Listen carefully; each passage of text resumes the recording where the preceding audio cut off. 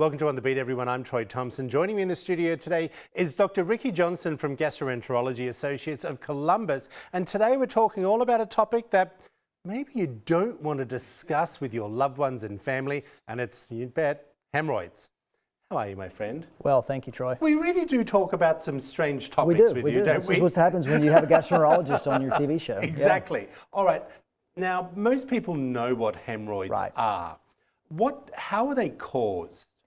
Well, actually, we're born with hemorrhoids. Oh, we are? Contrary to common thinking. So everybody has hemorrhoids as part of human anatomy. And basically, hemorrhoids are just a venous kind of plexus of veins around the anus in the lower part of the rectum. And so everybody has hemorrhoids. It's a matter of whether they get engorged or enlarged enough to cause any symptoms. So it's a bit like a varicose vein. We all have varicose veins, right. But sometimes they're protruding, they cause pain.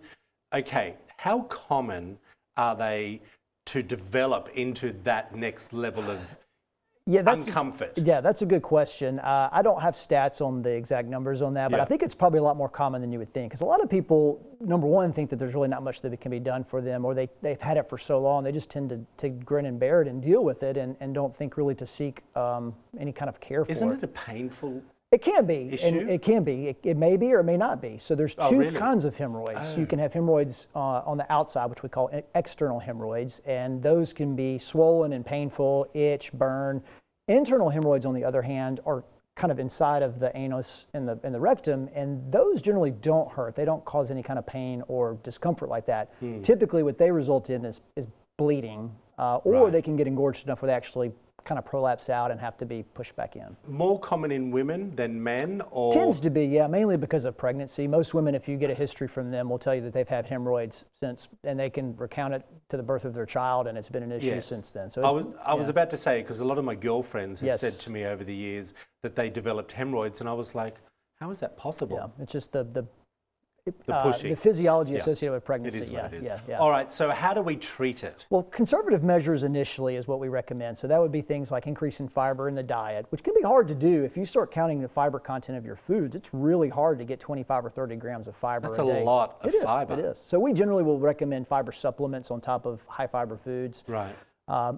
A common one that I like to tell people is avoid sitting on the toilet for longer than 2 minutes. So 2 minutes on and off the toilet. So that before, we tend to take our devices and books and whatever and kind of park on the toilet while we have a bowel movement. And that's probably not the best thing. So I tell people leave your devices to the side and try to get on and off. If you don't have to go, then come back later. Let it happen naturally. Exactly. Instead of forcing it. Some people just feel like they have to have a bowel movement every morning, and that's not necessary. If you don't have to go, you don't have to go. Just come back later. So those are the typical things we do conservative-wise first.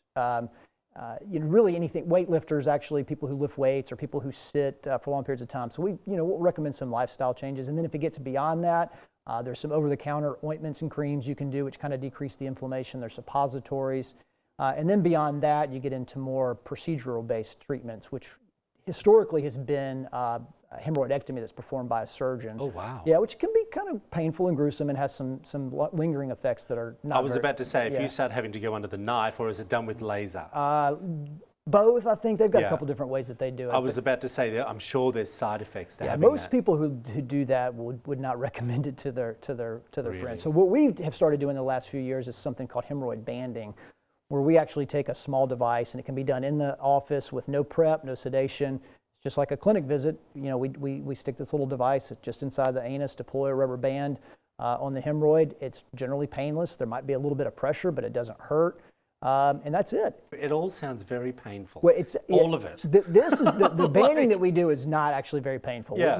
But just the thought of all of that. And that's why people are discouraged from doing anything about it, because they think that the treatment is going to be so miserable. But banding's we found it to be very, very effective. Well, we appreciate you always touch a topic that we don't like to talk about, right? That's right. Okay, thank you so much. Yes, thank you, You want to find out more information, there it all is up on the screen for you.